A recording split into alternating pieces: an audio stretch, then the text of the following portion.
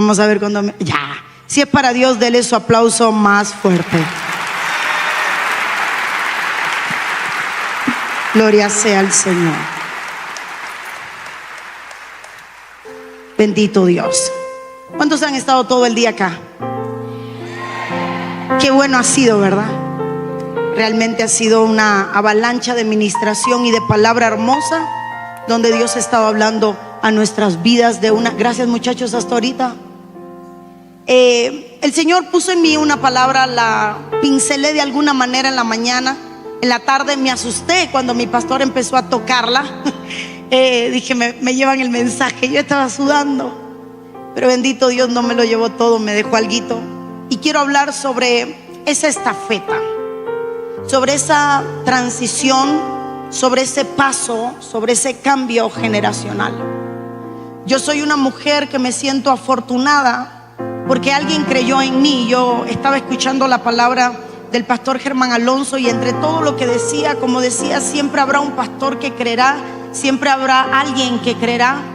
Y así como puedo hacerle un sinnúmero de historias de gente que no creyó en mí, que me hizo la guerra, que se levantó, que habló lo que era verdad, lo que era mentira, lo que se imaginaba, lo que se le ocurría y todo lo que el diablo le traía a la mente, también tengo que hablar de grande gente y hombres de Dios que creyeron en mí en el momento oportuno y que confiaron en mí en el momento oportuno. El evangelio es una carrera, bendita y preciosa carrera, una carrera muy larga, una carrera de toda la vida. A diferencia del mundo, donde la velocidad importa, en este evangelio glorioso la carrera no se corre a velocidad, sino se corre con determinación y constancia. Porque en el mundo la carrera es corta, 3 minutos, 5 minutos de carrera, terminó la carrera. Pero sin embargo, en el mundo espiritual, desde el día que nos convertimos hasta el día que partimos, o que el Señor nos llama a su presencia, o que viene a buscarnos porque Cristo viene pronto, la carrera continúa. Así que dígale al que está a su lado, esto es para largo. El evangelio es para largo. Así que hoy en la mañana, en la tarde, cuando yo predicaba, una de las cosas de las cuales yo hablaba era de la estafeta. Esa carrera de relevo, donde desde el punto 1 de partida hasta el punto final, hasta el final de los tiempos, habrá una estafeta. Y esa estafeta se llama el Espíritu.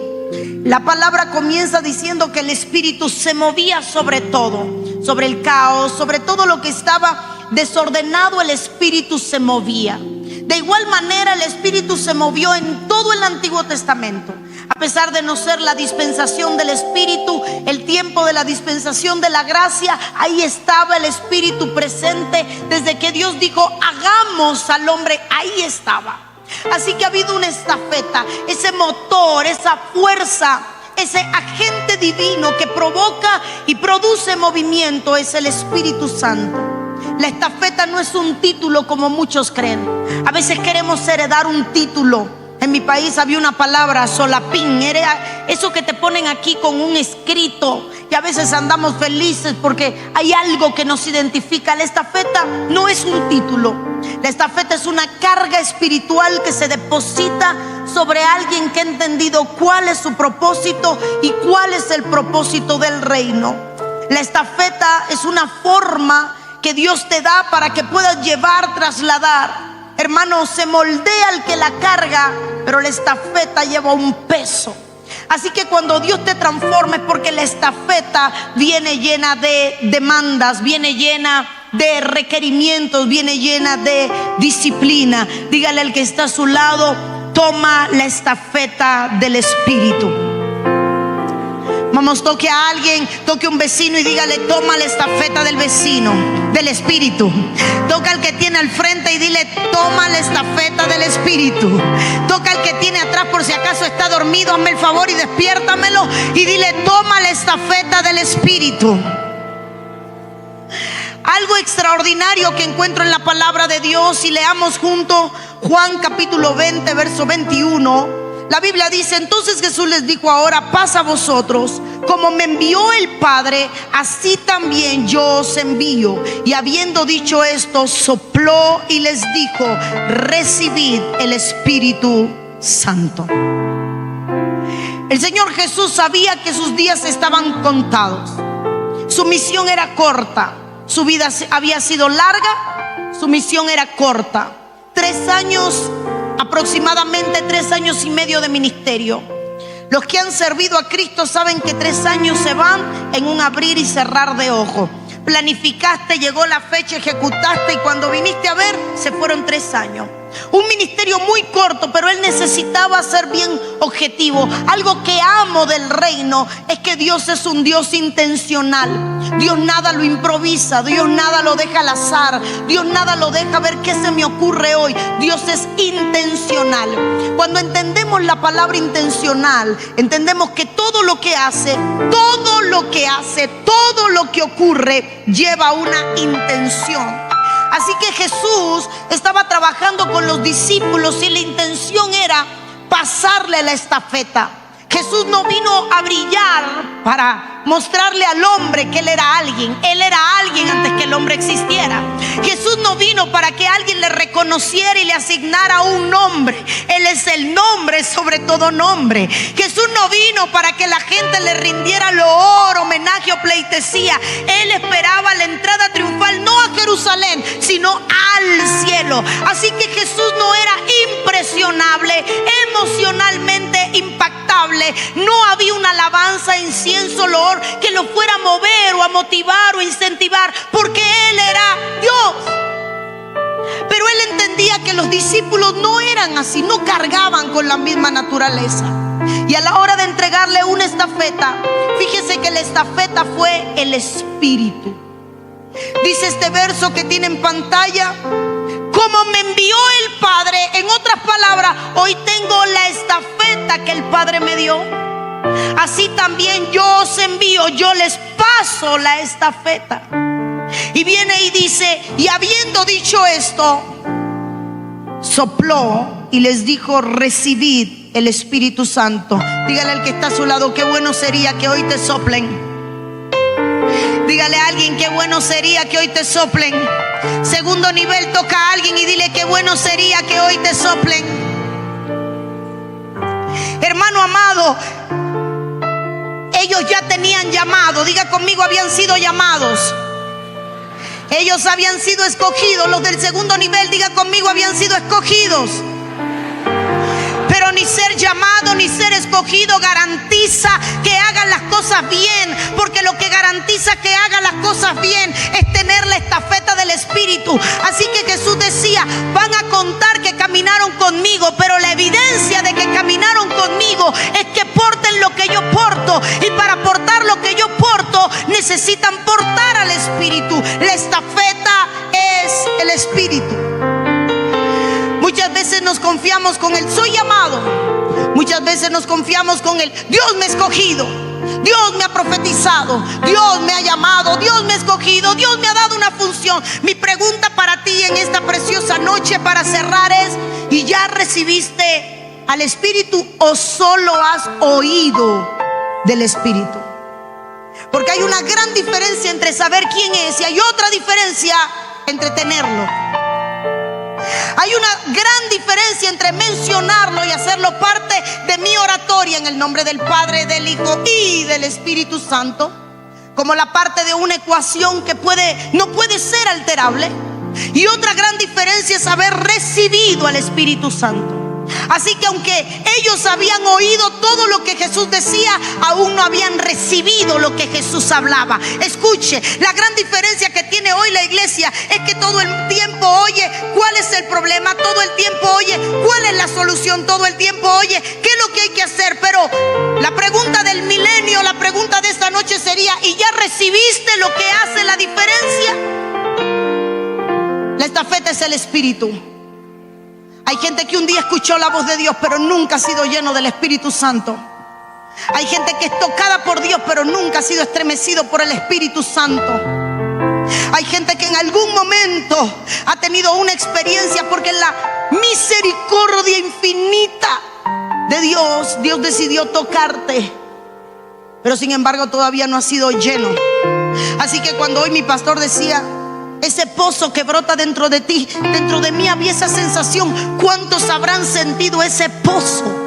Ese nivel de desbordamiento del Espíritu que tú no sabes ni cómo contener, ni cómo manejar, ni qué hacer con ella. Esa fuente inagotable que tú dices, ¿qué hago con tanto? Donde no te importa quién te mire o quién esté ahí para aplaudirte. Es un río que fluye y a todo el que ves le quieres dar de beber. Ya no te importa beber si no te quieres darle de beber a otro. La gran diferencia entre Cristo y el Espíritu Santo es que todo lo que Cristo hace en ti es para beneficiarte, pero todo lo que el Espíritu hace en ti es para beneficiar a otro. Así que cuando alguien recibe al Espíritu Santo, la evidencia más grande es cuando no se sirve a sí mismo, sino es cuando empieza a servir a otro con la llenura que ella aporta.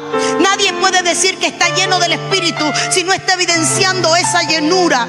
Y todo el mundo quiere conocer a Cristo porque Él me salva, Él me perdona, Él me lava, Él me limpia, Él me redime, Él me transforma, Él me cambia. Pero cuando hablas del Espíritu Santo, lo primero que sucede en Hechos capítulo 2 es que la llenura provoca que Pedro no pueda callar. Ese río le provoca que Pedro tenga que salir a predicar. El Pedro que hablaba en el capítulo 1 de Hechos, daba un sermón a puerta cerrada a 120, ahora le está predicando a miles. ¿Cuál era el motor que simplemente en un capítulo, Hechos 1 a Hechos 2, marcó la diferencia? Era la estafeta del Espíritu. Podemos hablarle de todo y yo traigo unos cuantos slides, pero mi intención más grande es que no te vayas de este retiro simplemente con tu teléfono lleno de fotos y videos, con tu libreta llena de notas y experiencia, porque ha habido un manantial inagotable. Mi mayor deseo para ti es que hoy te vayas llevando en tu mano esa estafeta y diciendo, me voy lleno del Espíritu Santo, puedo repartir, puedo dar, puedo brindar, tengo algo que alguien necesita y yo tengo la capacidad para darlo. Tengo lo que Dios dice que tengo lo que la palabra dice que tengo. Alguien tiene que decir que hoy soplen sobre mí, porque el soplo del Espíritu es lo que marca la diferencia. Quiero leerle rápidamente Segunda de Reyes capítulo 2 versículo 14. Esa estafeta y ese traslado entre dos personas gloriosas, Elías y Eliseo. Ese cambio generacional tan precioso. Y tomando el manto de Elías que se había caído, golpeó las aguas y dijo, ¿dónde está Jehová, el Dios de Elías? Así que hubo golpeado del mismo modo las aguas, se apartaron uno y a otro lado, y pasó Eliseo. El último milagro de Elías fue el primer milagro de Eliseo. La estafeta era un manto. La estafeta era un manto. La estafeta era un manto. La estafeta no es un título. La estafeta no es un lugar. La estafeta no es un área de reconocimiento. La estafeta es un manto. Y ahora viene Eliseo y sostiene el manto y me imagino que dice, ¿y ahora qué se hace con esto? Vi a mi Señor hacer proezas, vi a mi Señor cargar esto, pero nunca lo había tocado, nunca había sido mío. ¿Ahora qué hago? Así que entiendo que su manera de honrar a su Señor era volver al lugar donde su Señor había estado. Quiero que entienda, porque esto me apasionó. Volver al lugar, volver. Nadie quiere retroceder, todo el mundo quiere avanzar, pero muchas veces la honra te obliga a retroceder. Eliseo podía salir adelante y hacer cosas nuevas, cosas que nadie había visto, cosas que nadie había oído, porque ya él tenía la estafeta. Pero decide volver, retroceder, honrar lo último que había hecho su Señor, pararse donde mismo se paró su Señor, imitar lo que había hecho su Señor, ejecutar la misma escena que había hecho su Señor. Eso se llama honra. Porque muchas veces queremos tanto estrenar algo nuevo que se nos olvida que muchas veces hay que retornar y que imitar, y que en eso también hay gloria. Siempre hablamos del último y del primer milagro, pero ¿sabe cómo yo lo miro? Un retroceder de gloria. Quiero volver donde mi Señor estuvo. Quiero pararme donde mi Señor se paró. Yo vi lo que Él hizo, pero ahora quiero hacer lo que Él hacía. Mi pregunta es, ¿lo único que tienes en tu mente de aquellos que te predicaron el evangelio son los errores que cometieron?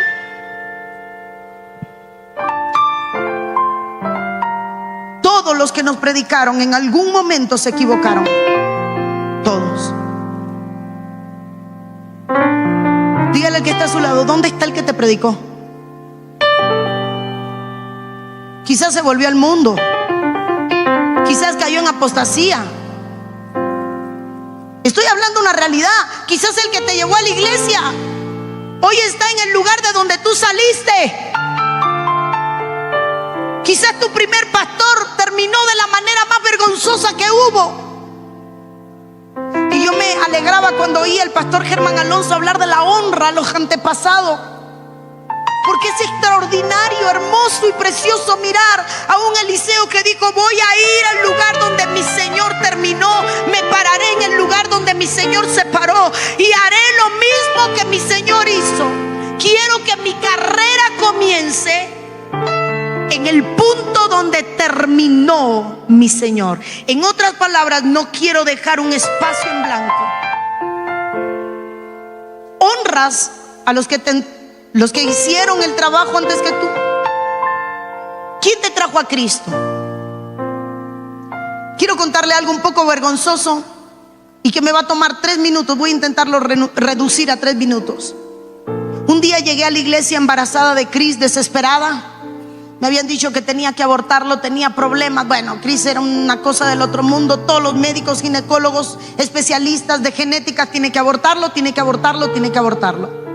Cris, yo no estaba en Cristo, estaba en una rebeldía total. El que me hablara de Dios encontraba la fiera del inframundo en mi persona, porque yo me alteraba, me enojaba, no me hablen de Dios, transmutaba, me transfiguraba, pero para el lado de las tinieblas. Yo no quería que nadie me hablara de Dios. Y recuerdo que voy a la iglesia y me paro en el portal. Yo me sentía tan indigna que yo no podía entrar por las puertas de la iglesia. Y parada en el portal, embarazada, viene un pastor. Y ese pastor pone la mano en mi vientre. Había terminado de predicar. Yo no sabía que el culto se había terminado. Yo estaba en un éxtasis pidiéndole al Dios que no quería saber nada de él, que salvara a mi bebé. Y llega este pastor, pone la mano en mi vientre y me dice: así dice Dios, tu bebé está bien. Dice Dios que no lo abortes. Él es la llave por la cual tú harás cosas extraordinarias. Y empieza a profetizarme: eres la Moisés de esta generación, vas a liberar al pueblo de la esclavitud, así te dice Dios. Y empieza aquel hombre a profetizar cosas extraordinarias que a mí no me importaban, que no quería oír, que me daba igual. ¿Quién le dijo a ese viejo que yo quería saber que Dios tenía propósitos conmigo? De toda esa noche solo una frase importaba: el niño está bien. Y dije yo: es niño. Y 2, está bien. El resto no me importa. Me levanta Dios de una manera extraordinaria en el ministerio. Y este hombre crece y se convierte en el superintendente regional de una denominación muy grande. Y un día llego y me dice: tú no eres nadie, aquí no haces nada, y me expulsa de la obra. Y yo decía dentro de mí: este es el hombre que me profetizó grandezas. Este es el hombre que me profetizó grandezas. Este es el hombre que me llamó Moisés. ¿Cómo que ahora va a decir que yo no soy nadie? Si cuando yo no era nadie Él me dijo que yo iba a hacer algo. Ahora que soy algo dice que no soy nadie. Estaba en mi contra, sigue en mi contra. Hasta el día de hoy de mí habla horrores. ¿Y sabe qué guardo en mi corazón? El lindo recuerdo que fue la primera persona que me reveló el sexo de mi hijo y la primera persona que me profetizó mi ministerio. Me odia y él no sabe cuánto yo lo bendigo, porque ese día me inyectó paz. Él está bien, el niño está bien. Quizás el que vino antes que tú metió las patas, las manos, los codos, se cayó en el fanguero, no sabe cómo salir. No te pongas a señalar tanto sus errores y trata de entresacar lo precioso de lo vil y honrar. Estoy seguro que hay muchas cosas feas para decir de Elías. Un líder deprimido. ¿Qué más feo podemos decir de Elías? No tenía trauma resuelto de su niñez. Cada vez que cuando cae en depresión, ¿qué dice? No soy mejor que mis padres. Y usted no es Eliseo para saber cuántas más hizo. Pero Eliseo lo honró. Así que amo la honra, porque para mí la honra es la llave que lo abre todo. Y nadie puede tomar de un manto si no lo honra. Nadie puede beneficiarse de un manto si no lo honra. Recíbame esto que le voy a predicar. El que tiene un manto no necesita de ti. Tú necesitas honrar el manto que alguien carga. Elías no necesitaba nada, pero Eliseo necesitaba la doble porción de Elías. Cuando tú aprendes a honrar el manto que otro cargó o que otro carga, algo se rompe en tu vida. Recibir una estafeta es volver.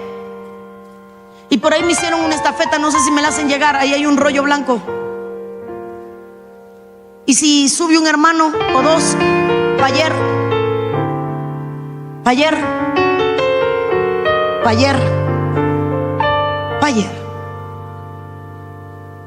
Si son jóvenes y están lentos, desaprobados. No. Ok. De los dos, ¿quién es más rápido? ¿Nunca han echado una competencia? Hoy, la primera vez. ¿Cuál tiene más hambre? Porque ahí sí se arregla todo. ¿Tienes más hambre tú? Bueno, ya te oyeron. Ahorita te invitan a una pizza. Quédate ahí y ponte aquí. ¿Tú almorzaste? Sí, pizza. ¿Y por qué tienes hambre, mijo? Bueno, mira para allá. Mira para allá. Para allá, ahí. Él viene en la carrera y él trae una estafeta. Él viene a toda velocidad. La única manera de que él reciba la estafeta que él trae es que él retroceda lo suficiente para ganar el tiempo. Entonces él tiene que retroceder. Haz que estás corriendo tipo Matrix ahí. Ahí. Corre tú ahora para atrás. No tipo Matrix ahí. No. ¿Nunca has hecho carrera de relevo? Sí, ahora sí. Mira, ni él se puede detener, ni él se puede detener. Pero hay un punto donde los dos se pegan. Porque pasar una estafeta es transferir. Y en el mundo espiritual no es pasar un rollo, es pasar de lo que hay en el espíritu. Porque aunque sean dos generaciones diferentes y dos etapas diferentes, hay un solo espíritu. Así que lo que tiene él ahora viene cargado de no solo espíritu, experiencia, proceso, enseñanza, formación. Me uno a lo que predicó mi pastor, estructura, y empieza a transferirle. Hay dos cosas: que él quiera corre sin la estafeta y diga, me voy, porque no puedo esperar a ese viejo que me dé la estafeta. Me voy porque algo late dentro de mí, hay una fuerza dentro de mí que es un motor y que no me puedo tener y tengo que correr porque siento que alguien me quiere apagar el fuego que tengo y no puedo. ¡Ey! Cuidado. Hay una honra. Y aún en la carrera de relevo, él no puede recibir si no se encuentra con la generación que viene a dar. ¿Sabe cuál es la diferencia? Que para Eliseo recibir de Elías, no vino y extendió la mano, tuvo que caminar a su lado y servirle. La diferencia entre una carrera, ponte al lado de él, le vas a servir. La diferencia entre una carrera de las que vemos en la televisión y la espiritual es esta: Elías cargaba y Eliseo estaba ahí sirviendo. Sirvió hasta el día en que su Señor se fue. Sirvió hasta el día en que su Señor se fue.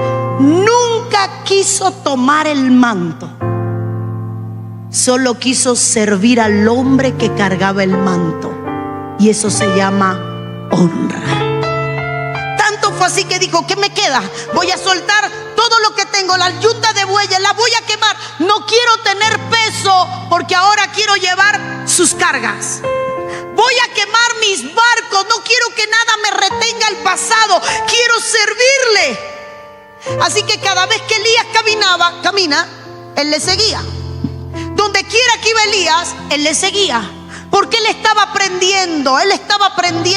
Cuando caminas al lado de alguien, aprendes todo lo que tienes que hacer, pero también aprendes todo lo que no tienes que hacer. Tus mejores maestros no solo fueron los que te enseñaron las más grandes lecciones, fueron aquellos que te produjeron las más agrias y dolorosas lágrimas. Porque esos malos maestros, como algunos le llaman, te enseñaron todo lo que no podías hacer. Así que no hay un maestro en tu vida que no haya servido. Te enseñaron todos grandes lecciones, más un día Elías se va. Quisiera poderte raptar así, pero esos efectos especiales no lo tenemos aquí. Y le dan la estafeta. Y el hombre que anda, ¡wow! Ahora dice, avanza, a donde estaba. Ahora dice, ya tengo el mando, ya tengo el manto,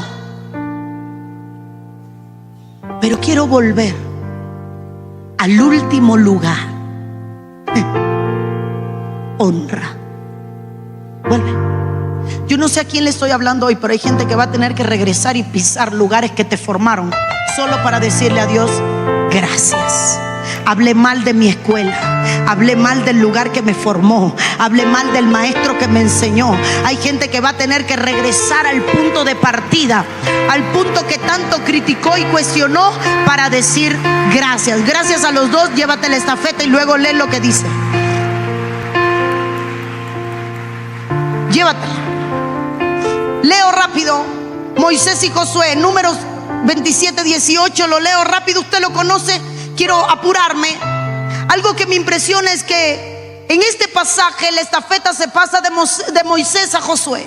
Pero Josué llevaba 40 años caminando al lado de su Señor. Josué llevaba 40 años conociendo a Moisés. Hay gente que quiere ya ser el segundo.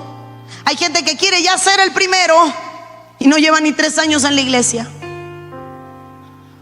¿Qué tanto conoces a tu Señor? ¿Ya le conoces el día que llegó con malas pulgas tu pastor? El día que la punta de oreja la trae roja, que viene con el ceño fruncido, el día que viene masticando los dientes. Tú sabes que ese día amaneció con el pie izquierdo, el moño virado, y ese día, ¿ya conoces ese mal día? Y si lo conoces, ¿lo criticas o simplemente aprendes a manejarlo? 40 años caminando con Moisés y ahora Dios le dice, pon tu mano sobre él. Hay gente que tú crees que no tiene nada que darte, pero yo quiero enseñarte algo. Hay gente que tú crees que no tiene nada que darte y es la gente que más tiene para darte. A veces subestimamos a aquellas personas porque ya terminó su tiempo. Para nosotros terminó su carrera. Este viejo, ya que me va a enseñar, este bruto ya no sabe ni hablar. Pues te quiero enseñar algo. Dios quería hablarle a Samuel, pero si Elí no le enseñaba a Samuel cómo Dios hablaba, nunca Samuel hubiera entendido que quien le llamaba era Dios. Así que el hombre ciego, torpe, con una casa desordenada, cuya visión se estaba apagando, todavía tenía una lección para enseñar. Quizás Dios no me habla ya, pero puedo enseñarte cómo habla Dios. A veces nosotros creemos que hay gente que es incapaz de enseñarte, y hoy vengo a decirte algo. Todo manto tiene algo para darte. Todo manto tiene algo para enseñarte. Todo hombre de Dios tiene una honra que recibir, porque tuvo un proceso que pasar y tiene algo que enseñar. Así que en este pasaje le pone las manos arriba y dice que en ese momento pondrás de tu dignidad sobre él. ¿Sabe qué entendí? Si está en pantalla, en el versículo 18 la Biblia dice que en Josué había espíritu, pero no había dignidad. La dignidad la tenía Moisés. Puede tocarme con disimulo al que tiene al lado y dile, siempre te va a hacer falta algo. Vaya, sea más indiscreto. Dígale, te hace falta algo.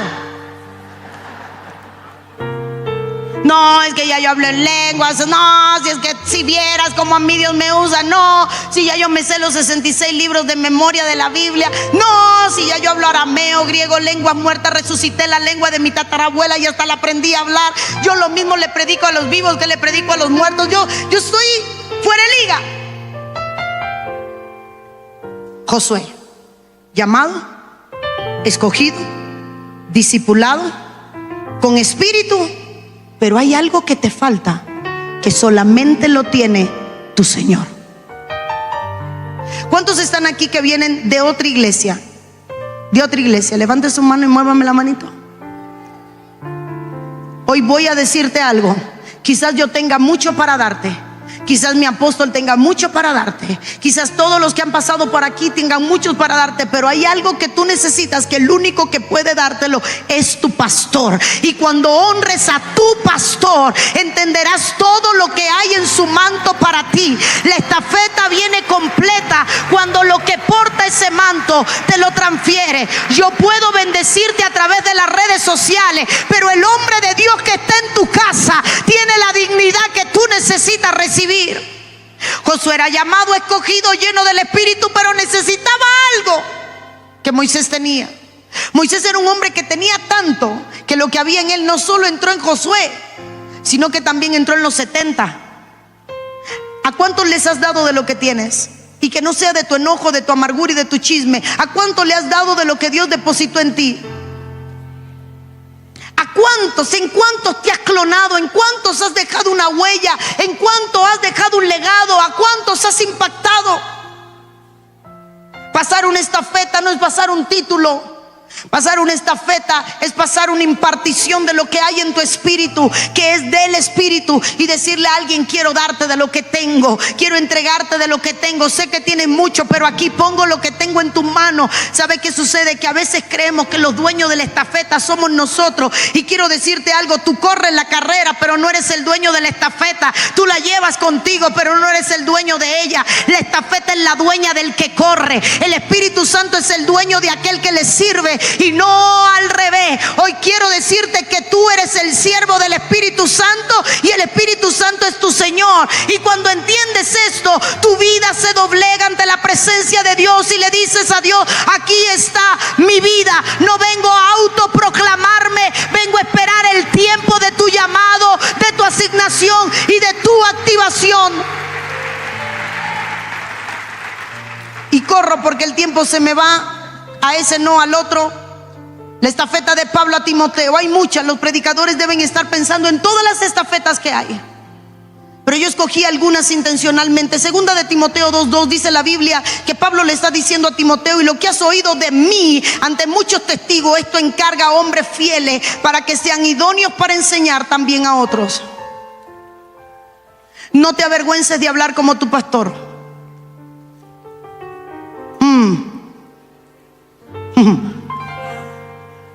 A veces te pareces demasiado al que ves en las redes y no te pareces al viejo que tiene todos los domingos predicándote. No tiene nada de malo parecerte a tu pastor. Hoy no traigo bolsillo, pero un día alguien me dijo: usted se mete las manos en el bolsillo igual que su pastor. Me fui al YouTube y digo: sí, se mete las manos en el bolsillo. Me meto las manos en el bolsillo. No me había dado cuenta. Alguien vio. Y claro, como hoy nos predicaban, lo que tú ves se clona. Hoy no traigo bolsillos, ando incómoda, pero siempre trato de tener algo con bolsillos. ¿Y qué? No, es que yo soy único, especial, inigualable. Y si hay otro igual que yo, tumba lo que es de cartón. Eso no es real. Yo tengo una esencia propia. Yo soy inigualable, irreemplazable. Cuando a mí Dios me hizo, rompió el molde. Yo soy el crisol de la perfección. No, hermano, no. Aunque tu esencia es única, no tiene nada de malo que te parezcas a alguien. No tiene nada de ofensivo que alguien te dice: ¿sabes qué? Te pareces a fulano. ¿Sabes qué? Hablas igual que fulano. ¿Sabes qué? Ya haces lo mismo que hace tu pastor. ¿Qué tiene eso de vergonzoso, hermano? No hay nada más hermoso que parecerte a aquellos que corrieron la carrera antes que tú, aquellos que vienen marcando el camino antes que tú, aquellos que heredaron y pusieron en tus manos algo para lo cual tú no trabajaste.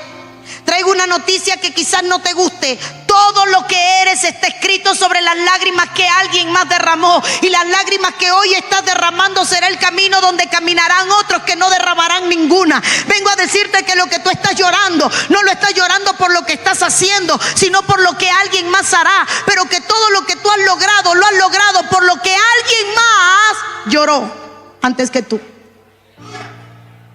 Alguien más murió. Alguien más ofreció su vida. Alguien más cambió la ley de este país. Alguien fue el primero que abrió la primera iglesia. Alguien fue el primero que provocó la primera ley a favor del culto. Alguien fue el primero que rompió la peña. Hoy llegas tú a una ciudad, hablas una iglesia, la iglesia empieza a crecer, al año tienes 50 y vienes y dices: qué difícil se me ha hecho. ¿En serio se te hizo difícil? ¿En serio se te hizo difícil? No. Difícil se le hizo a aquel que abrió el camino para que tú lo hicieras. Honra a los que vienen antes de ti. Así que ahora Pablo le estaba diciendo a Timoteo: enseña lo que de mí has oído. Hay cosas que oíste que no puedes olvidar. Hay enseñanzas que oíste en el pasado que no puedes olvidar porque jamás volverán a repetirse. Hay cosas que te marcaron de mensajes de hace 10 años que tienes que volver a oír, porque esos fueron los mensajes que marcaron tu alma. Yo recuerdo que cuando conocí a mi pastor, lo conocí en mi cuarto. Gracias, mi amada.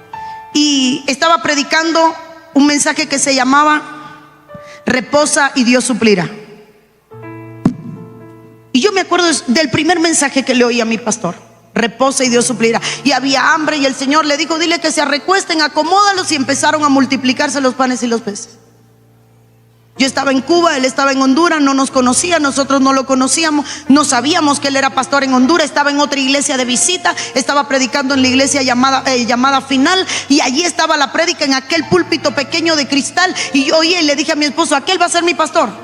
Su voz me es familiar. Su primer mensaje: reposa y Dios suplirá. Hoy, ¿sabes qué vengo a decirte? Que a veces queremos borrar el pasado, y hay cosas del pasado que no se pueden borrar, que se tienen que honrar. Hay cosas del pasado que no se pueden soltar, que se tienen que portar. Hay cosas del pasado que no lo puedes dejar. Perdón por lo que voy a decir, aunque hayas cambiado de denominación. Eso no le gustó a nadie. Y no le gustó, no fue el grito, fue lo que le dije. Porque a veces sales de una casa, ay, hermano, y pareces gallo tirando tierra.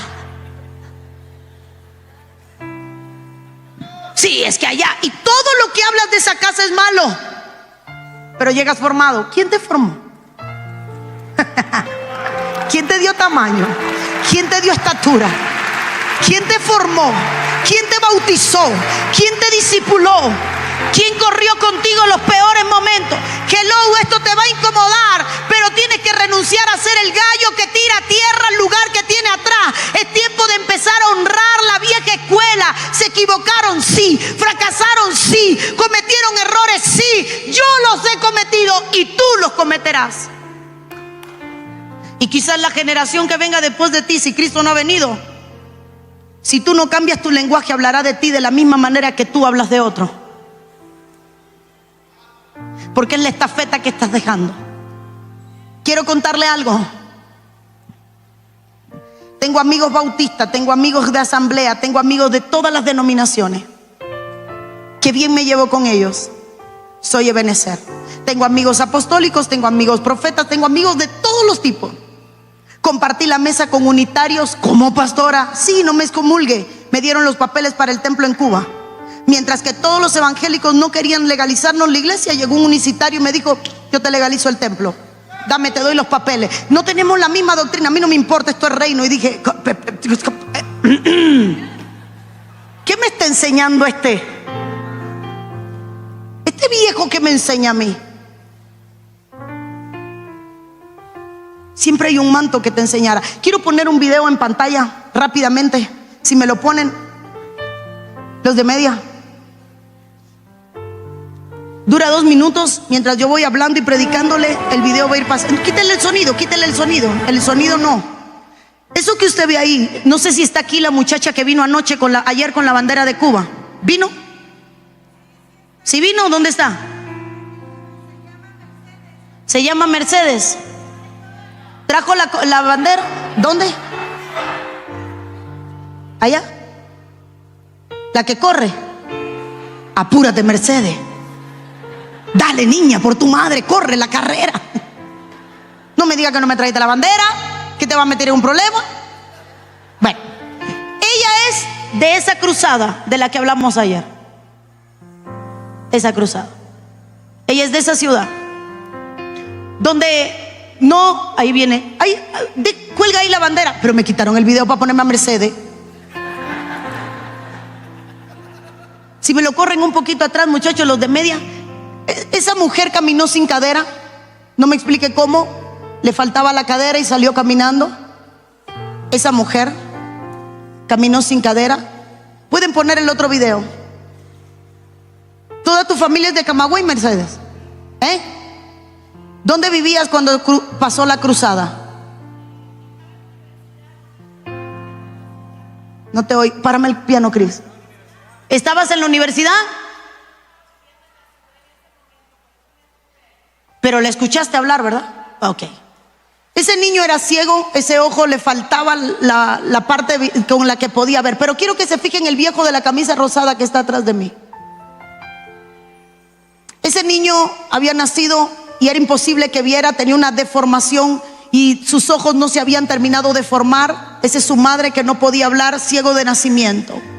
En una semana vimos una oleada de milagros como usted no se imagina. De los que más me marcó es el de ese niño, que ella no nos podía explicar qué le faltaba. Era como que la córnea no había nacido sin las córneas. Y ese niño empieza a ver todas las cámaras, empieza a perseguir todo, empieza a descubrir la luz. Mira por primera vez ese día el rostro de su madre.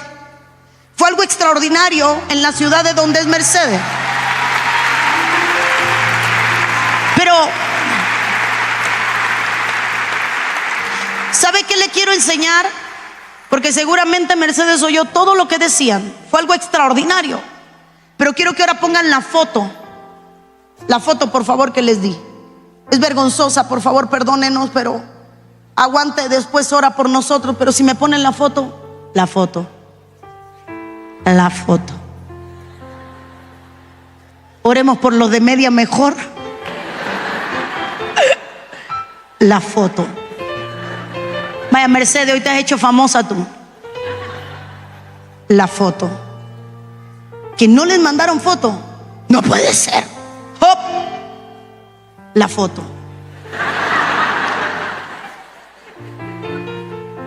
Hoy aquí van a rodar cabezas y no estamos en el Monte Carmelo. Bueno, ahí me van a poner la foto. Le voy a contar por qué le quería poner ese corto video. Porque yo tenía 21 años. Pero ahí no está el lío. 2 años de convertida.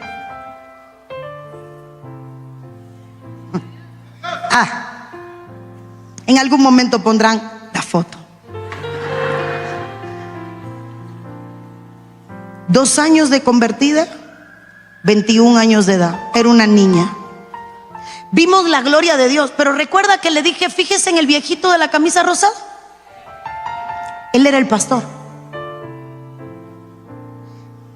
Ese hombre es el presbítero de las asambleas de Dios de todo el oriente de mi país. Ese hombre, ahí donde lo ves, se retiró con honores luego de haber fundado más de 100 iglesias y haberlas ofrendado para que alguien más la pastoreara. Ese hombre fue el que construyó el templo más grande de las asambleas en el oriente de mi país. Ese hombre conoció a T.L. Osborne cuando dio la cruzada en Cuba y separó la paralítica, que era la sobrina o la hija del hombre más importante de la ciudad que sembró el terreno. Ese hombre era un hombre que, hermano, perdóneme, en sus canas lo delataban. ¿Cómo se le ocurre a ese hombre entregarle el micrófono a una niña durante 7 días, predicando 2 y 3 veces diarias, y pararse detrás de uno a mirarlo todo? En algún momento pondrán la foto. ¿Sabe qué le quiero enseñar? Todos los años yo voy a Houston, Texas, a tomarme un café en la casa de ese hombre. Ahí está la foto. Ahí está la foto. 80 libras atrás, 15 años atrás. Éramos el hambre y la necesidad. Pero ese es el pastor. Ese es el pastor. Ese es el pastor que estaba llorando, dándole gracias a Dios por nuestras vidas. Una vieja escuela. Una vieja escuela. ¿Sabe qué yo sentí? Que alguien me estaba diciendo, como decía ahorita el pastor Germán Alonso, toma la estafeta. Yo creo. Alguien creyó en lo que yo traía. Yo no sé si yo tendré la capacidad de hacer lo que él hizo, de corazón. Todos los años nosotros vamos a su casa, nos sentamos en su casa y él nos hace café y me lo da con su mano.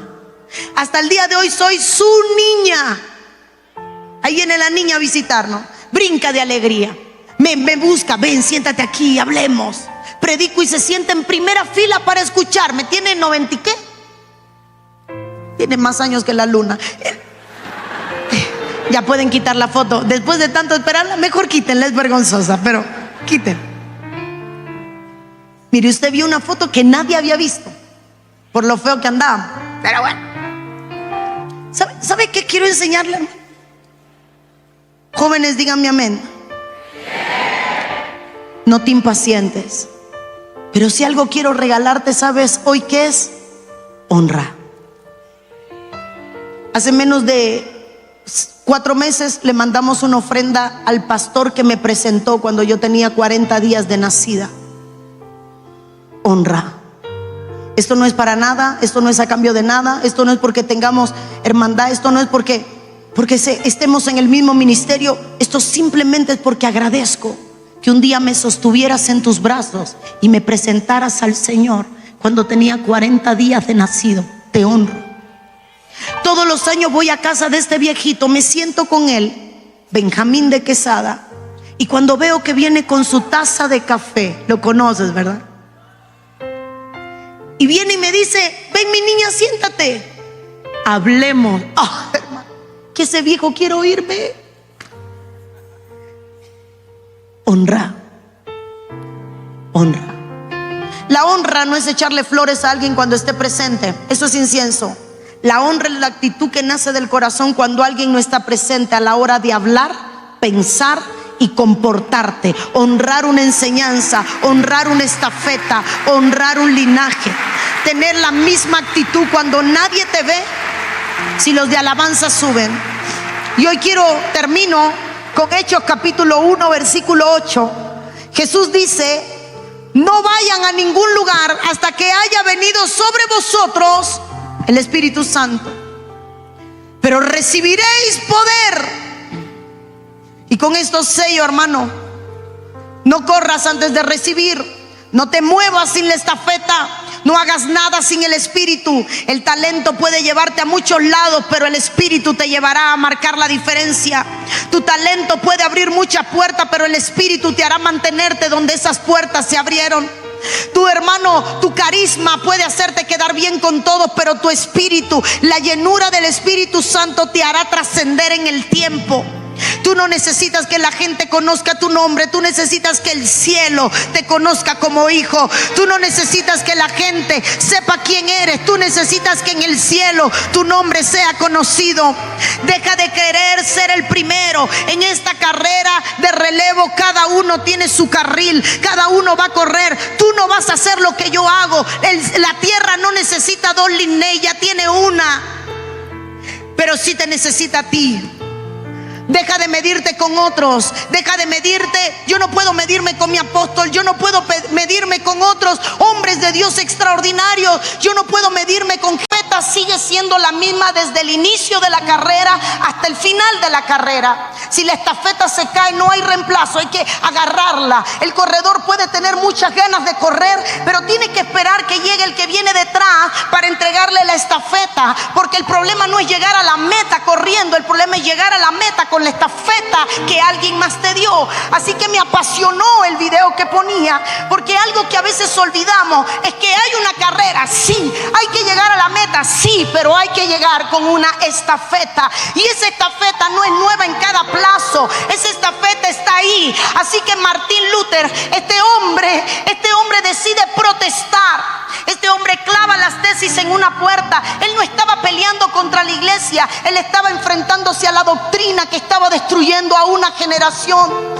Era su manera de decir: dialoguemos, algo está fuera de lugar. Cuando clavaba era un mensaje que en aquella época se entendía: sentémonos, dialoguémonos, lo que estás diciendo no está escrito. Y en aquel acto de clavar las tesis, en aquel acto de clavar en una puerta lo que él había leído en la escritura, él estaba protestando, una protesta del reino. Esa misma estafeta hoy, más de 500 años después, a la iglesia se le está dando. La estafeta del reino no es protestar públicamente contra un sistema, no es protestar contra una denominación, no, yo no lo estoy llamando a la rebeldía, yo lo estoy llamando a tener una convicción tan propia que te haga alzar tu voz y proclamar voz a cuello en lo que tú has creído, y eso se llama el reino de Dios. Alguien tiene que alzar su voz y decir: yo vivo por lo que Dios dice, yo vivo por lo que Dios estableció, yo vivo cargando una estafeta que a mí me dieron, yo vivo bajo un principio inalterable.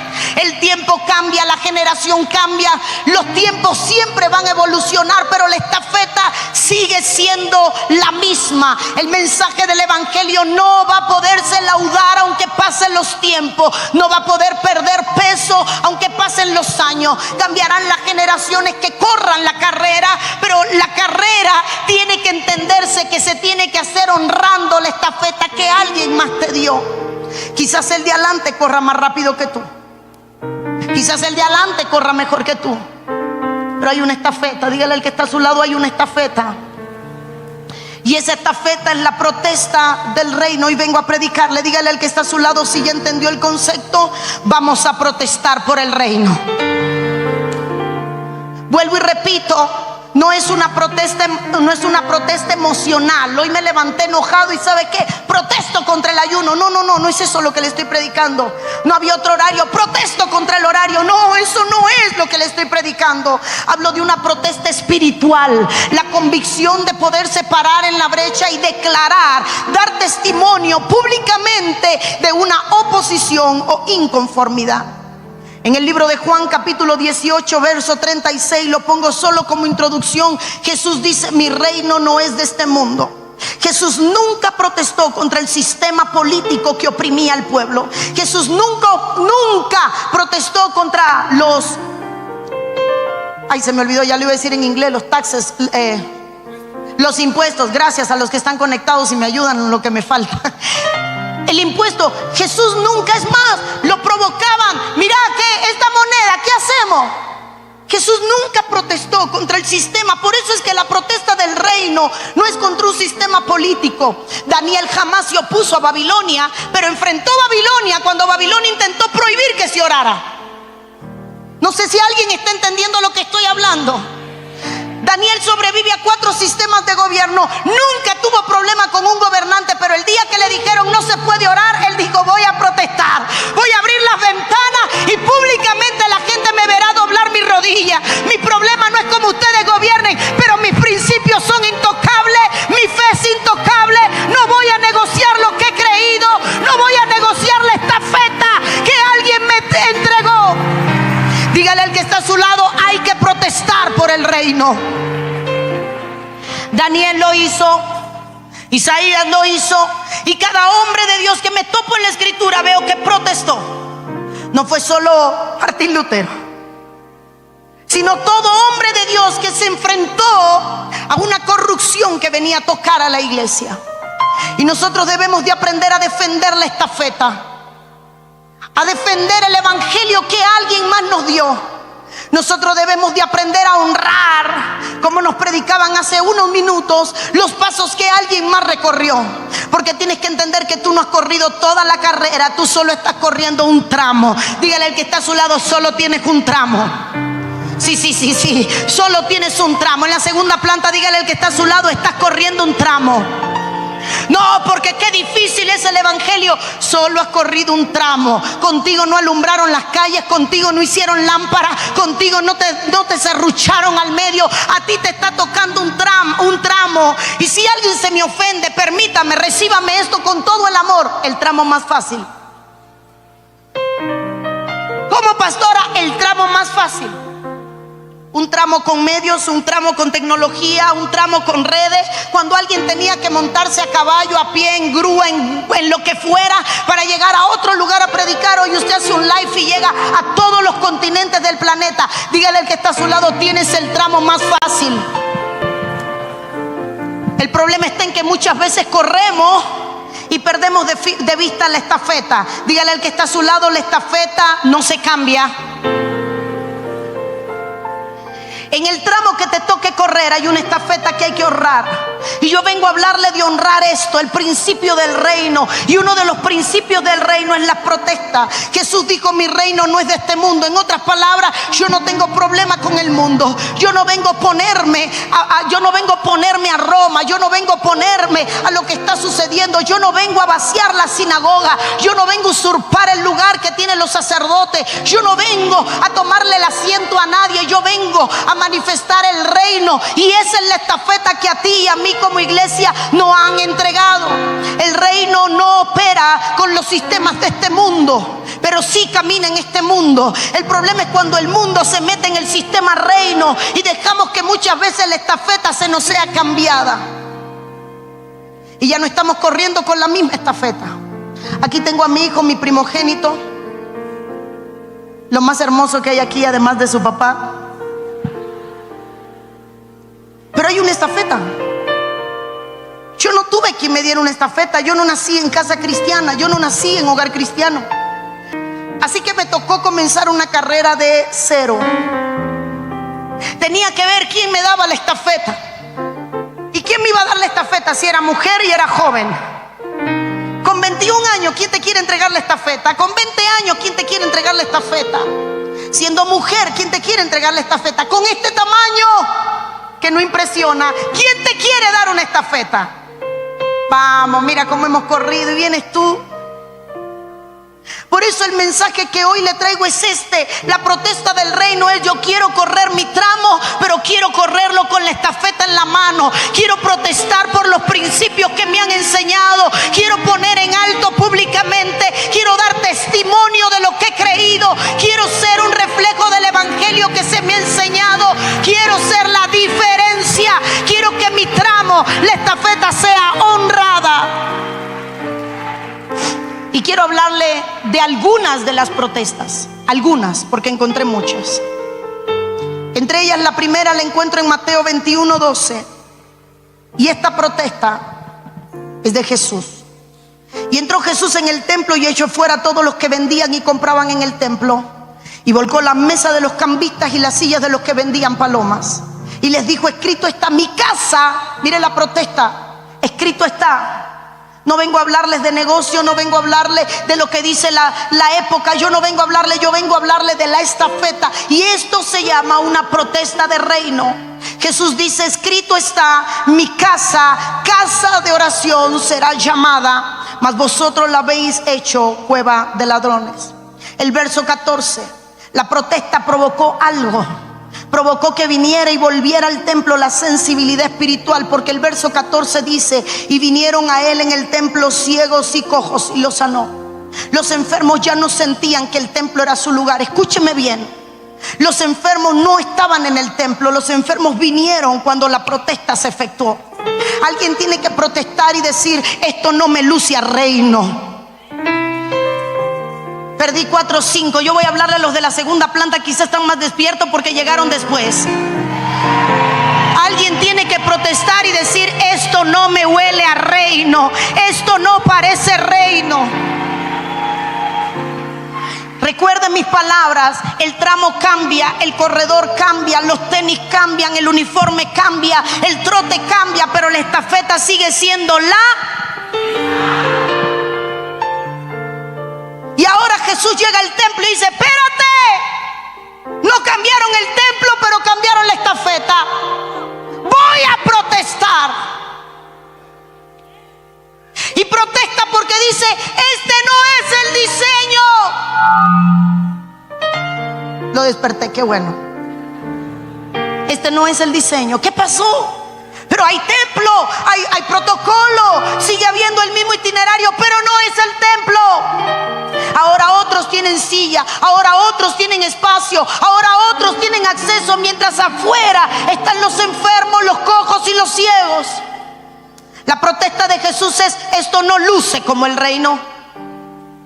Hermano, no sé si entiende lo que estoy hablando, pero Jesús estaba protestando no contra el hombre, no contra el Roma, no contra los gobiernos, sino contra un diseño distorsionado que, aunque estaba funcionando muy bien, estaba muy lejos de la realidad. A veces el problema no está en que algo luzca bien. A veces el problema está en cuando nos falta el discernimiento para decir: esto no luce al diseño. Gracias a los 3 amén que tuve. Hermano amado, protestar contra la contaminación espiritual, aquello que invade el templo. ¿Sabe que a veces perdemos el celo por la casa de Dios? ¿Será que le pasas por al lado un papel en el piso y no lo recoges? Tú eres como los cambistas. Se me fueron los amenes. ¿Será que entras al baño y ves que un niño escribe en una puerta y no le dice: no, papito, está en la casa de Dios? Entonces te has vuelto como los cambistas. Tienes un lugar cómodo donde venir porque te conviene, porque recibes algo a cambio, bendición, palabra, te entretienes, vínculo, lo que quieras. Pero no tienes el criterio de lo que es reino. Jesús dijo: mi casa, casa de oración será llamada. ¿Sabe qué significa? Que en el templo ocurría todo menos orar. ¿Qué tanto oras? ¿Qué haces al llegar al templo? A veces estamos llenos de actos religiosos, pero sin rendición total. Sabemos cerrar los ojos, levantar la mano, pero porque aprendimos un protocolo, no porque hay una verdadera rendición ante Dios. La protesta de Jesús era la siguiente: estoy en contra de la pérdida del diseño, de la contaminación espiritual, de que se haya perdido el temor, de que el cojo y el ciego esté afuera y que nadie se dé cuenta de que hay una necesidad afuera porque todo el mundo está cómodo dentro. Quizás tú estás aquí, ya Dios te dio lo que tú estabas esperando, pero quiero decirte algo: allá afuera hay cojo, gente que no puede andar como tú andas el evangelio. Allá afuera hay ciego, gente que no puede ver como tú ves el evangelio. Y Jesús estaba diciendo: el lugar para el enfermo no es afuera, el lugar para el necesitado es adentro. Necesitamos que el que necesite de Dios entre, en lugar de sacarlo cuando entre. No sé si escuchó la última parte, pero a veces parecemos guardaespaldas en la puerta. Este no luce a la iglesia, sácalo. Este no parece de la iglesia, sácalo. Este está enfermo, sácalo. Este está lleno de tatuajes, sácalo. Este está lleno de aretes, sácalo. Este parece drogadicto, sácalo. Este parece no sé qué, sácalo. Y viene Jesús y dice: al que voy a sacar es a ti, porque ni picha, ni cacha, ni deja batear. Déjame entrar al que está afuera, porque ese es el diseño del reino. Que la gracia no te dé amnesia y que no olvides de dónde viniste y que no olvides lo que eras cuando Él te lavó. Que la gente no conozca tu pasado no te da derecho a olvidar lo que tú eras.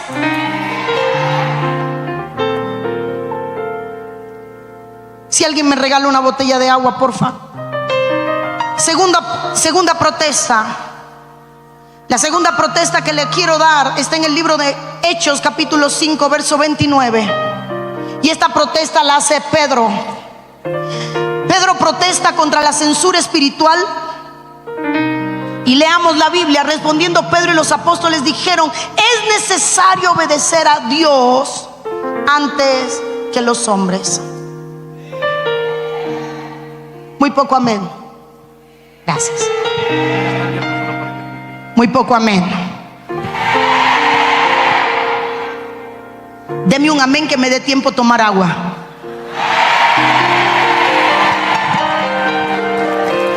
Gracias.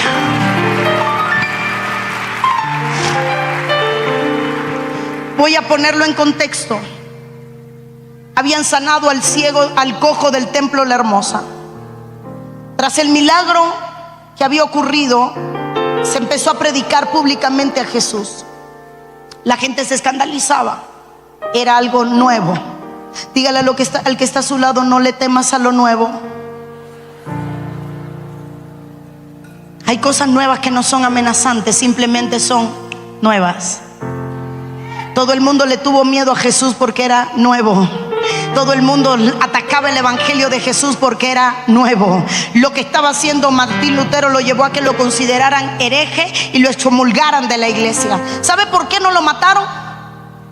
Debido a que estaban muy ocupados peleando contra los musulmanes y los levantamientos que había. Si no, Martín Lutero lo hubieran matado.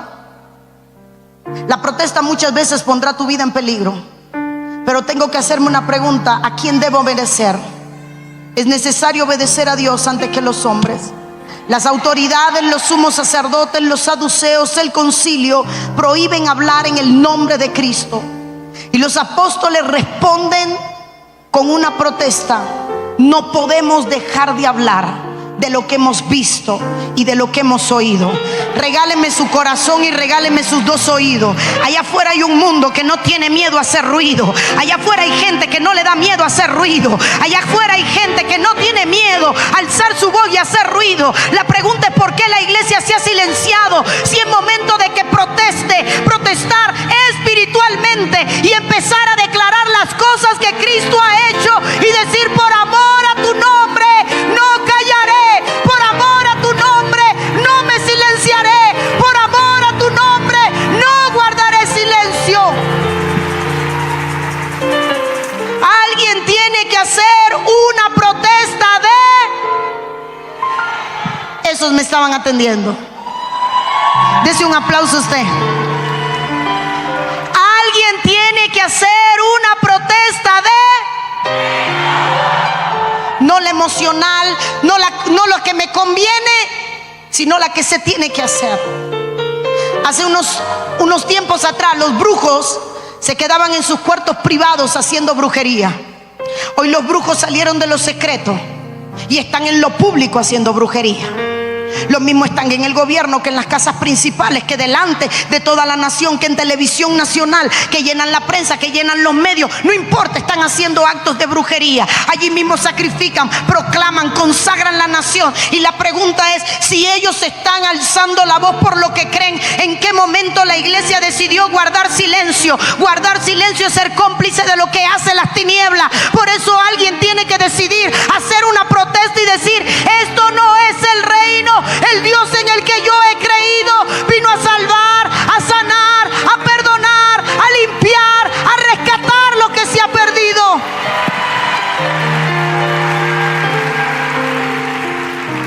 Llenamos lugares pero no dejamos huella. Atiéndeme que esto es para usted. Llenamos lugares pero no causamos impacto. Hacemos ruido interno pero no provocamos huellas externas. Provocamos mucho movimiento interno pero todavía no hemos provocado un impacto externo. Necesitamos que la iglesia llegue a los gabinetes. Necesitamos que la gente escuche de las maravillas y la proeza de Dios.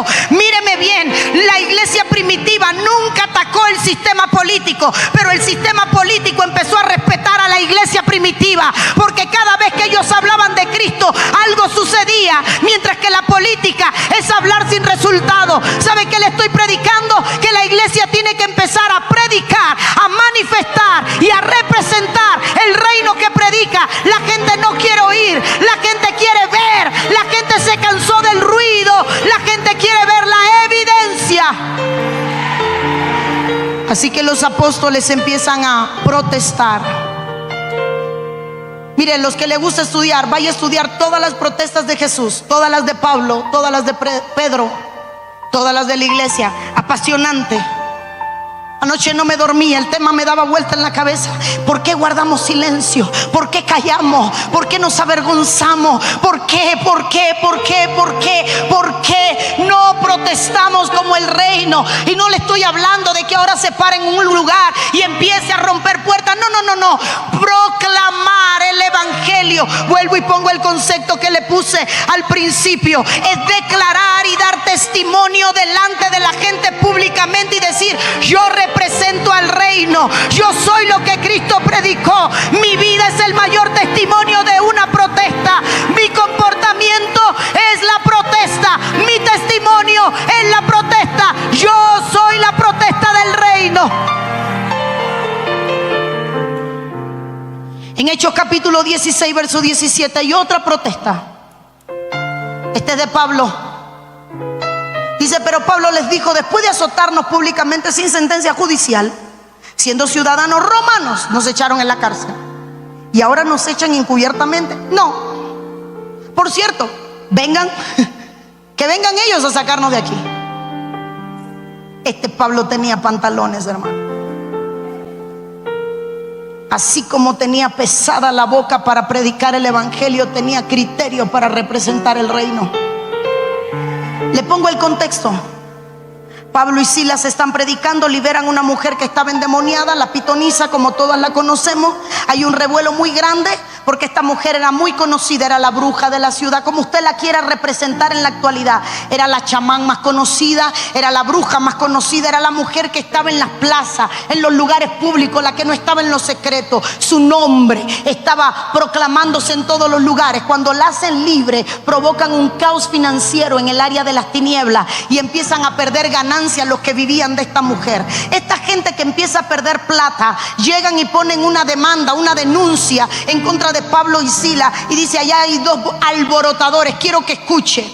Cada vez que tú te levantes a proclamar, cada vez que tú te levantas a protestar, tú tienes que estar consciente que alguien te va a tener que señalar. Nunca para decir que estás en lo correcto, sino para siempre desacreditar tu testimonio y hacerte sentir que no eres nada. A uno le llamaban hereje, a otro le llamaban impío, a otro le llamaban alborotadores, pero en realidad eran protestantes.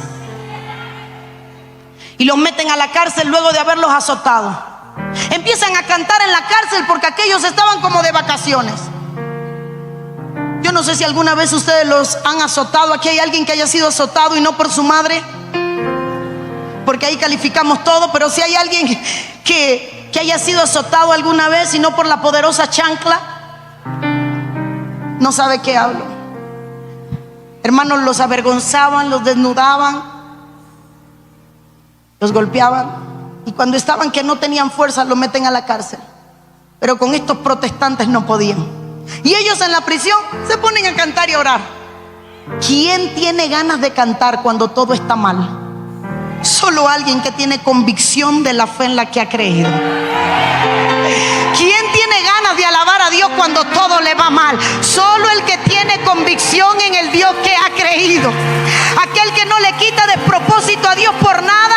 Aquel que entiende que Dios está en todo y que todo es un precio a pagar y que jamás el precio que yo pague será comparable al precio que Él pagó por mí.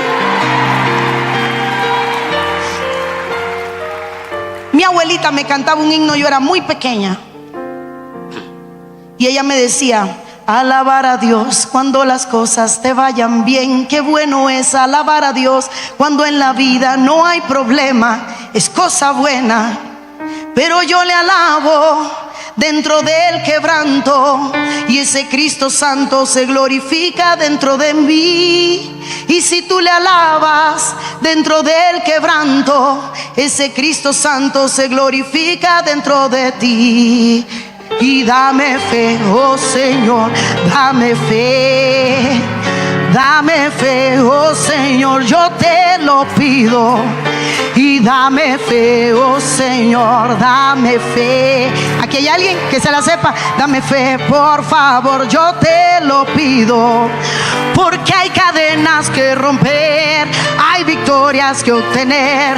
Cada día, cada hora, dame fe. Pero yo le decía a mi abuela: vieja, vieja, vieja, no me hable de Dios, no me hable de Dios, no me hable de Dios. Cámbiame el casete de Dios, no me hable. Porque yo no podía entender que ella me dijera que había que alabar a Dios en lo malo, si mi vida todita había sido mala.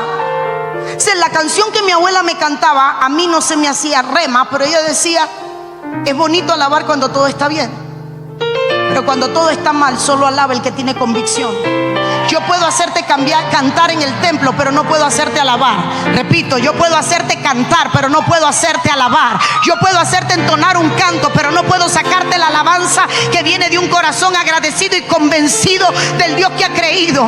No habían músicos que motivaran a Pablo y Sila. La motivación de Pablo y Sila era la convicción que tenían en Cristo. La manera de protestar no era tocar los barrotes. La manera de protestar ante lo que los oprimía no era hacer una revuelta en la cárcel, era poner el nombre del Señor por alto, por medio de la alabanza, por medio de la adoración, diciendo: los golpes no doblegan mi convicción, la oposición no doblega mi convicción. Usted se sabe el resto del pasaje. Viene un estruendo, se abre la cárcel, llega el carcelero asustado: se me fueron estos dos. Cuando llegan ellos, tranquilo, tranquilo, creen en el Señor y empiezan a predicar. Se convierten y cuando dicen: oigan, salgan de silencio, protestan: no, está rica la cárcel, que vengan y nos saquen. ¿Será que le tienes tanto miedo a lo que viene que prefieres guardar silencio porque lo que te falta es valor? Muchas veces el silencio de la iglesia no es más que el síntoma o el signo vital, uniéndome a lo que predicó mi pastor ayer. Es el signo vital de que te falta vida, coraje, osadía y valentía. El evangelio no es para cobarde. Nunca ha sido para cobarde. Nos vendieron por mucho tiempo que el evangelio era para gente iletrada. Nos vendieron que el evangelio era para gente pobre. Nos vendieron que el evangelio era para gente que podían manipularle el pensamiento. No, protesto. El evangelio es para aquellos que desde la predestinación, desde antes de la fundación del mundo, han sido asignados para creer. Así que yo soy parte del reino y por eso protesto contra los que me quieren hacer callar. No dejaré de predicar. ¿Puede darle al Señor una alabanza hasta que me recoja el pelo?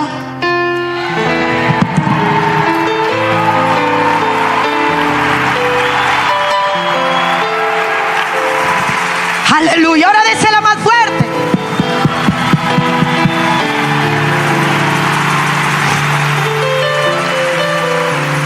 Estoy predicando en una ciudad de mi país y llega la seguridad del Estado. No sé si sabe qué es la seguridad del Estado. Se llama el DETEI. ¿Cómo pudiéramos decir aquí que es el DETEI? Guardia Nacional. Ok. Llega un agente del DETEI. Hermano, llevábamos una semana. La gente faltaba a los trabajos, la gente venía. Así como usted, seguro que alguien faltó ya al trabajo. Pero bueno, no hablo de usted. Faltaban a las escuelas, venían a la iglesia, predicaban el evangelio. Y me dice el pastor: te están esperando a la oficina. Veo al pastor sin color y dije: este efecto no lo provoca el diablo, lo provoca el comunismo. Y entonces cuando llego, hermano, a la oficina, había un agente sentado con un expediente y me dice: vengo a decirte que te tienes que ir de esta ciudad ya, no puedes predicar ni un día más. Lo miro como diciendo: él no me conoce todavía. Lo que me falta de tamaño me sobra de osadía. Y empieza el hombre: te tienes que ir de la ciudad, no puedes seguir predicando. Ya hablé con el pastor, mañana no va a haber culto. Y el Señor me da una revelación. Y le digo al hombre: tienes tu madre enferma en cama. Si me la traes, tu mamá va a ser sana. Yo no fui a negociar, yo no tenía nada que de negociar. El evangelio no es negociable. Se negocia lo que tiene precio y lo que no tiene precio sencillamente no entra a una mesa de negociaciones. El evangelio no se negocia, la predicación no se negocia. Así que empiezo a decirle al hombre: ¿sabes qué? Enséñame tu mano. El hombre me enseña su mano y le digo: mira tu mano. Su mano estaba llena de un brillo brillante, un brillo que llenaba, y le digo: ese es el poder de Dios, el mismo que va a sanar a tu mamá. Ve a tu casa, tu madre está sana. El hombre se va, no sé qué pasa. Al otro día yo voy a predicar. Cuando estoy predicando, llega un lada rojo, se para afuera y digo: ese mismo lada es el que estaba ayer. Vino el hombre, me empiezan a temblar las piernas. Si le digo otra cosa, le miento. Empiezan a temblarme las piernas. De aquí voy para la prisión, mis hijos, mi marido. Dios mío, ¿qué va a pasar conmigo? Este cuerpo tan grande en una prisión no debe ser cosa fácil. Y en ese momento veo que el hombre abre la puerta y sale una anciana caminando. Su madre había sido sana el día anterior que él venía de tener. Hace falta gente que le tenga más temor a Dios que al sistema. Hace falta gente que le infierno. Hace falta gente que tenga más respeto por la convicción que ha creído que permanecer en silencio por el ruido que hace el mundo. La iglesia no hace ruido. La iglesia da testimonio, protesta del reino y pone el nombre de Cristo en alto. Y a su nombre.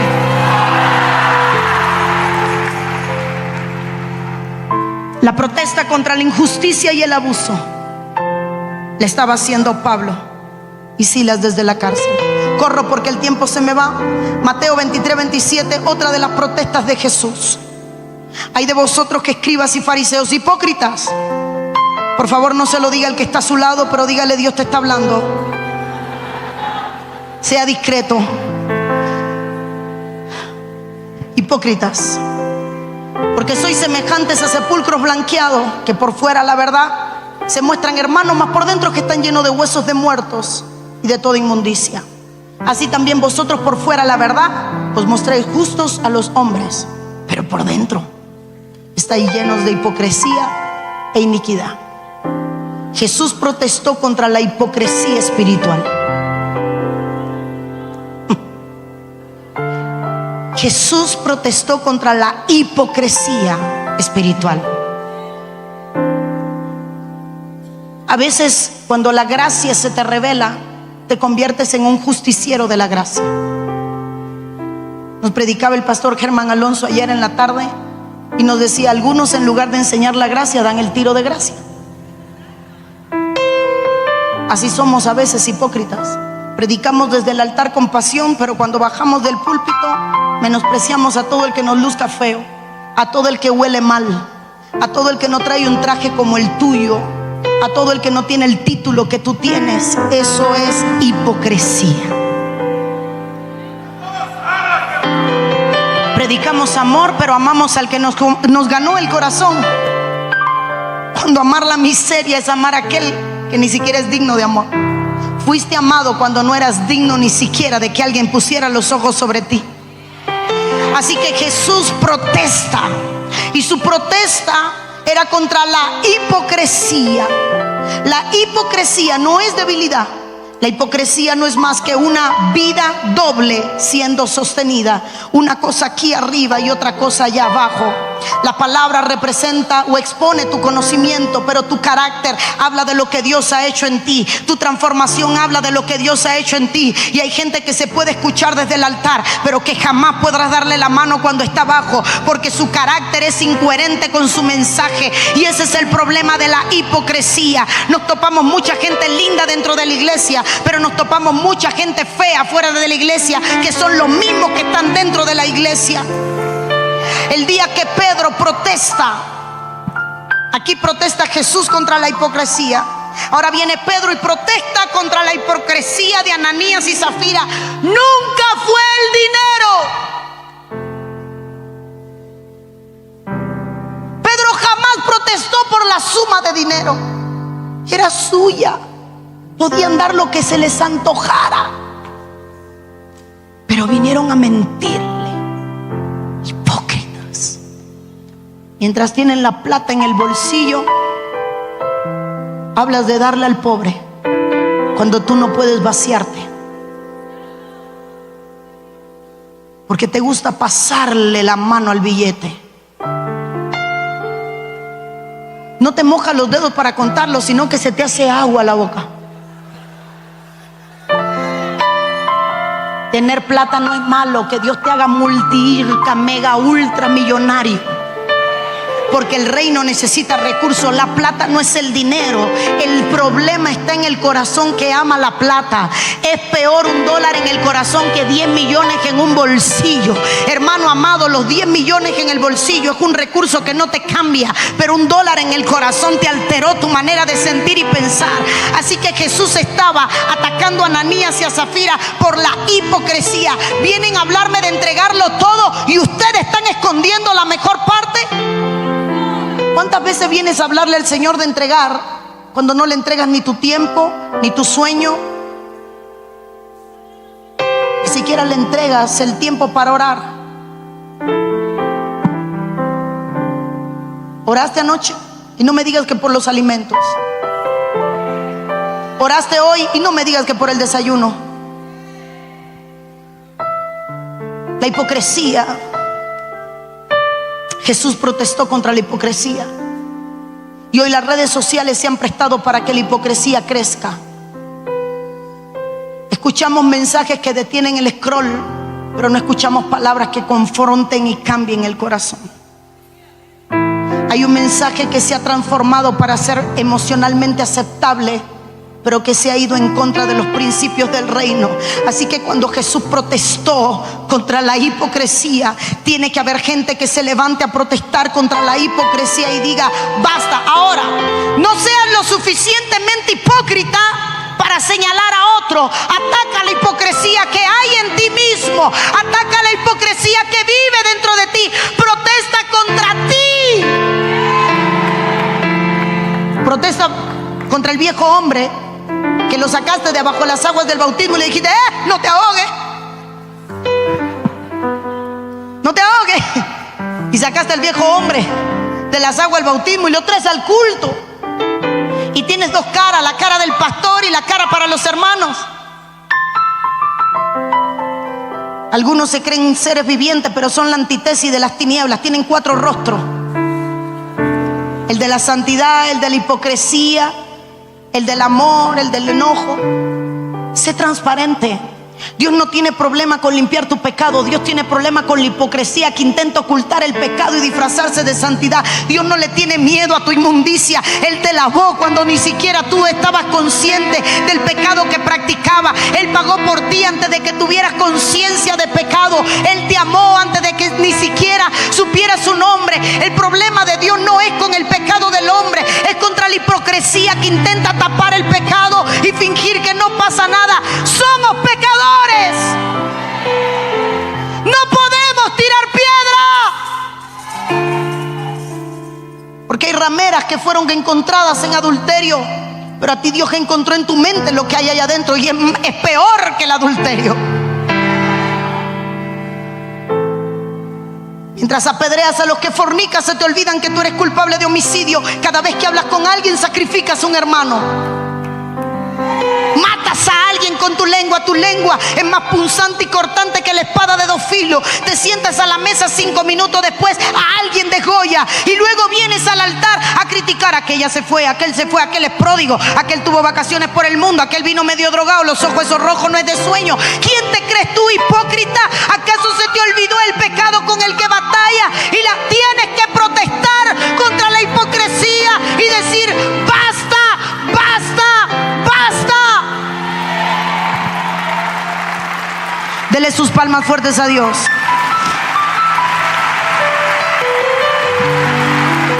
Me faltan 2 y termino, pero aquí corro. 1 Corintios 5:1. De cierto se oye que hay entre vosotros fornicación, y tal fornicación cual ni aún se nombra entre los gentiles, tanto que alguno tiene la mujer de su padre, y vosotros estáis envanecidos. ¿No debería más bien haberos lamentado para que fuese quitado de en medio de vosotros el que cometió tal acción? Una vez más, Pablo protesta. Pero esta protesta no era contra el que había pecado. Ojo, esta protesta no era contra el que tenía la mujer de su padre. Esta protesta no era contra la mujer que se acostaba con el hijo de su esposo. Esta protesta era contra el pueblo que era demasiado permisivo espiritualmente.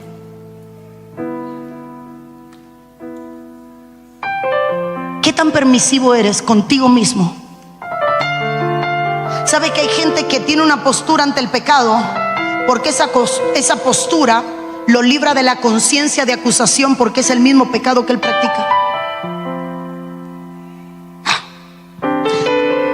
No es para tanto, porque es tu pecado. A veces la postura de permisibilidad es porque bajo ella te escondes tú. Y la protesta que estaba haciendo Pablo era: ¿cómo van a tolerar esto? El cielo tiene protesta, el reino tiene protesta. ¿Sabe cuál es la protesta? Deja de tolerar lo mal hecho. Lo que está mal hecho está mal hecho. La gracia y la justicia no son dos cosas opuestas, van de la mano. La gracia es el favor de Dios sobre tu vida. La gracia es el favor de Dios inmerecido. La gracia es el perdón que viene sobre tu vida. La justicia es la demanda que tiene el cielo, que la gracia satisface por medio del sacrificio de Cristo. Pero eso tiene que llevarte a algo. La gracia tiene que producir en mí la protesta contra el pecado y decir: ya no más, no puedo seguir pecando si la gracia ha sido derramada sobre mi vida. Ya no más, no puedo seguir pecando si hay gracia sobre mí. No puedo pisotear la sangre que me lavó, que me limpió y que me perdonó. Alguien tiene que protestar contra el pecado y decir: no más, no puedo seguir pecando por amor a su nombre. No pecamos por miedo al infierno. No, hermano, no dejamos de pecar por miedo a las consecuencias. Uy, voy a beber de la ira de Dios. Otro la bebió en tu lugar. Olvídate, ese trago amargo no es para ti. Pero yo tengo que dejar de pecar porque la gracia demanda santidad, temor y protesta contra lo que mi carne desea. Y tengo que aprender a decirle a mi carne: no te daré lo que quieres, porque yo tengo que protestar contra el pecado. A muy pocos les gusta el tema, pero dígale al que está a su lado: protesta hoy contra el pecado que te domina. Protesta hoy. Voy a cerrar si los músicos se acercan para poder ministrar. Marcos capítulo 3 versículo 4 en adelante, la última protesta que voy a darle, pero hay muchas más. Vaya a ver las protestas apostólicas, las protestas de Cristo, las protestas del Antiguo Testamento, la protesta de los profetas, y también vaya a ver la protesta de la iglesia. Pero con esta quiero cerrar. Marcos capítulo 3 verso 4 en adelante dice: y les dijo: es lícito en los días de reposo hacer bien, no hacer mal, salvar la vida o quitarla. Pero ellos callaban. Entonces, mirándolos alrededor con enojo, entristecido por la dureza de sus corazones, dijo al hombre: extiende tu mano. Y él la extendió, y la mano le fue restaurada sana. Una vez más, Jesús protesta, pero esta protesta era en contra de la dureza del corazón. Jesús siente enojo, se entristece, pero no era solo lo que hacían, era en lo que se habían convertido. La protesta contra el legalismo. Están defendiendo el día del reposo y se les olvida que yo soy el reposo. Están protestando porque hoy es sábado. Esto no se puede hacer. Pero es que el reino es compasión y misericordia. Está bueno tener orden. El problema es cuando el orden se convierte en ley y el Espíritu Santo deja de tener libertad porque hay una ley que hay que cumplir. Orden no es legalismo. Tenemos que tener orden, pero no podemos caer en el legalismo. No se puede sanar en el reposo, no se puede liberar. Ahora no se puede. ¿Quién le dice al Espíritu Santo qué puede o qué no puede hacer? Hace algunos años me llamaron de una mega, ultra gran iglesia. Mega iglesia. Cualquier predicador quisiera estar ahí. Es un lugar, hermano, de gran referencia. Y cuando están hablando conmigo me dicen: pastora, le vamos a hacer un cheque sustancial. La suma escalofriaba, ya yo veía el templo en Cuba terminado. Pero tenemos algo que pedirle. Dígame. Yo pensé que predique más largo, que no cante. Yo todo eso lo entendí. Hasta que me dicen: necesitamos que nadie se caiga, que nadie llore. Se me olvidó cuál era la otra, papi. Eran 3. Que nadie vomitara. Y me reí tal como me reí ahora. Y le digo yo: ¿usted cree que yo puedo decirle al Espíritu Santo qué va a hacer o qué no? ¿Usted cree que yo puedo limitar al Espíritu y decirle qué no puede hacer porque usted no quiere que se le embarre la alfombra? Muchas gracias, quédese con su cheque, no le voy a visitar. Pero mira que el pueblo, si el pueblo me quiere